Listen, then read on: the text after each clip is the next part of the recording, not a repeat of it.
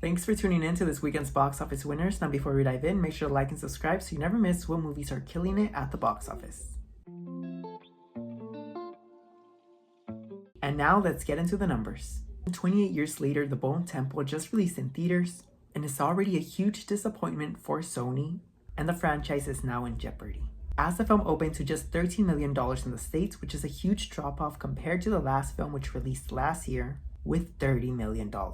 And this could be due to the previous installment in this franchise, leaving a sour taste on audiences. Even though many have suggested that this film is way superior in quality to the previous film. Which goes to show you that no matter how good your film is, if it's part of a franchise and the previous installment just isn't good, then your film may not succeed at the box office. The Bone Temple has made $13 million in the States and $29 million worldwide, but with an incredible A- cinema score, let's hope this film legs out from such a disastrous opening.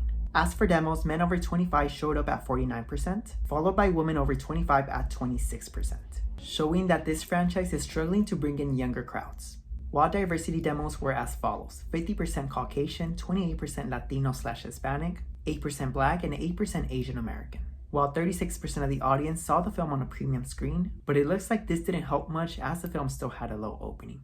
But 28 years later, The Bone Temple came in second place, as James Cameron's third Avatar film still remained at number 1 after 5 weekends in theaters, making another $13.3 million and dropping 38% from last weekend. Avatar Fire and Ash has now made $363 million in the States and $1.3 billion worldwide. And as I've mentioned before, this is still impressive, but it's showcasing a downward trend in the franchise, which is never good. But now let's take a look at the rest of the top 10. At number 3 was Disney's Zootopia 2, which made another $8.7 million and dropped just 12% from last weekend. This sequel has now made $390 million in the States and $1.7 billion worldwide, officially becoming the 9th biggest movie of all time. While at number 4 was The Housemaid, making another $8.7 million in its 5th weekend and also dropping an incredible 22%. This film has now made $107 million domestically and $245 million worldwide. It's looking to end its run at about $350 million, but regardless, it's already a huge hit for Lionsgate. Coming in at number 5 was Marty Supreme, making another $5.4 million and dropping 27%.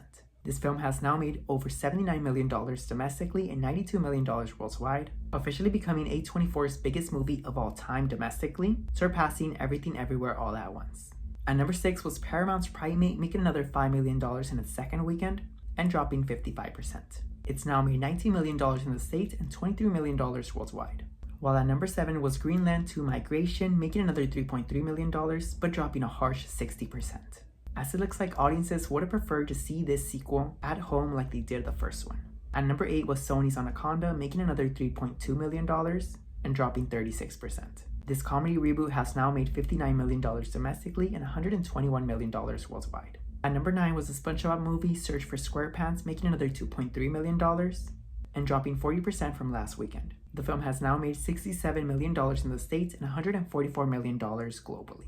And rounding out the top 10 was No Other Choice, making $2.2 million, as the Oscars contender has made $6 million in the States and $29 million globally. And that wraps up this weekend's box office. Let me know down below what movie, if any, did you see in theaters this weekend? And don't forget to like and subscribe and tune in next weekend to see the debut of Mercy. And as always, keep watching.